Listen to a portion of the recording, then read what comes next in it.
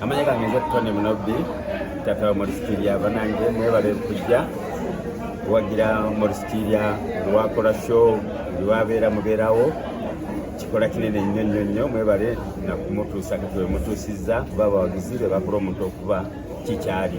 Okay. So first show yo girabye otya Daddy? Show ebadde nnungi nnyo era waliwo improvement y'amaanyi nnyo kikoleddwa kinisanyusizza nnyo. Daddy twagala tuyisemu katono. Omwana ono yakula ayagala nnyo music mu kika gy'oli Daddy go wali mukubi wa music okwagala music yakujjawa? Okay, nze kenyini nange njagala nnyo music. Nali njagala music era nga tonotono nkolayoko naye Maurice ye yalabika nga ajja kuba musician. Twali tuyita awantu n'alaba akafaananyi k'ekidongo n'akagala nnyo. Bwe nafuna ssente ne ngenda ngula akagitaako kaali katono nnyo nga kaliko ndowooza nga fuuti oba bbiri naye nga kaliko obuswing obuwaaya wa plastic ne nkamuleetera naye ng'abeera atambula n'akantu ako lwagenda tugenda wantu wonna alina akantu ako nga kamusanyusa nnyo ogenda lumu twagenda ku muzo n'agenda n'akantu ako kati n'akubaawo abantu ne bakuŋŋaana nga ali awo kwegamba zanyisa akalona twamanya nti kijja kutuukako akanene mu maaso ogenda okwesanga era about 5 years. Daddy, kiki kyemwenyumiriza nnyo mu Maurice Kirya? Maurice akola bulungi, buli kimu kitambula bulungi. Omanyi omwana okuba obulungi yoyo omwana akola obulungi eri abazadde. Ebyammwe ne byawebweru tetumanya naye nze awaka talina buzibu. Mwana mulungi nnyo, amanya abazadde, alina n'emikwano mingi. Mumanyiko. No, Maurice Kirya adda ku Vampino. Ndowooza omulala abadde awo abadde video yabeera America amuyita Saba Saba oye mukulu. Vampino n'adda ku oyo Saba Saba then Maurice n'addako. They are free musicians at my home. In fact, they're about 4. Mu nnyimba za Maurice Kirya luliwo olusinga okunyumira nga naawe osobola ogamba nti omwana yakuba oluyimba weruti? Wayi ennyimba zonna zinyumira ate zakubya olwaleero ate zibanza ezisufu naye ak'olusaabalaabo kalimu meseji nyingi. Nange lumu aliwo we nagendako awantu ensiri ne zinyumirayo n'oba yakajjawa simanyi kanyumira. Olw'olimba olwa kando olw'omusubaawa nga like emotion tolaba ng'omwana alinga yeebika anti akyogedde nange neewuziza omutima lwaki akyogedde naye ndowooza ekyo kyayitawo okuba oluyimba lwafuluma dda.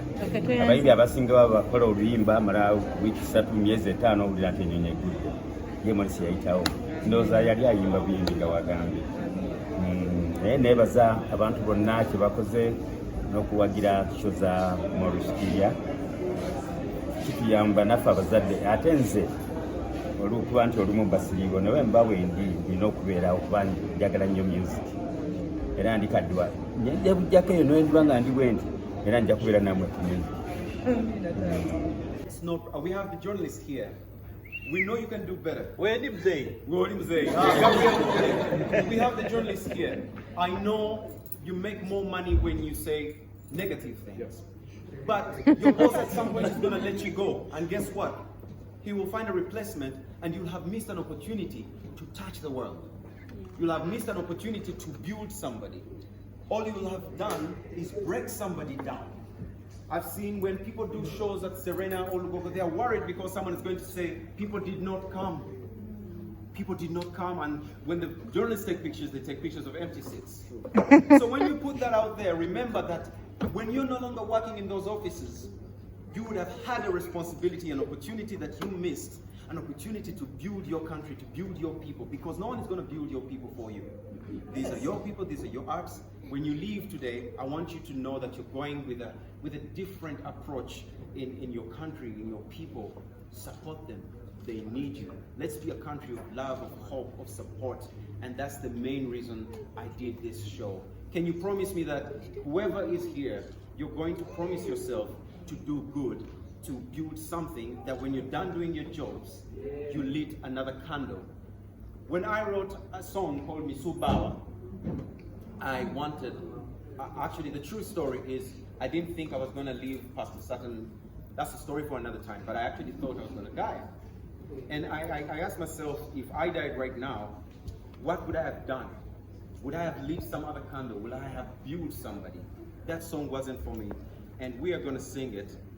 And we have to promise ourselves that we need to light other people. We need to pass on the torch. Do you agree? And you're going to sing this song with me.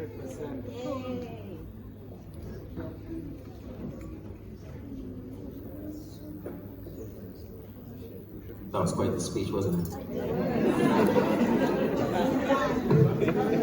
I had a teleprompter on it.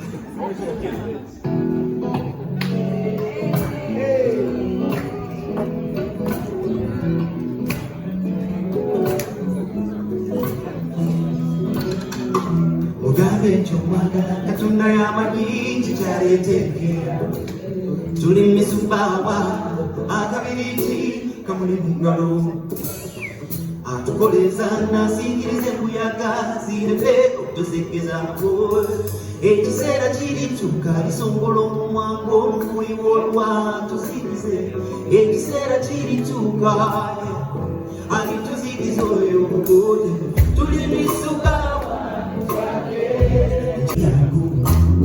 tuli misubawa atukoleza nasingirize kuyaga zirebe okutusekeza ngo ekiseera kirituka.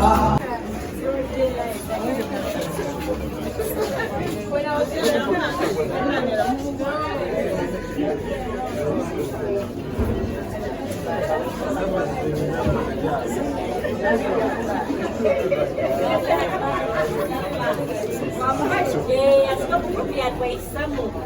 Kaya because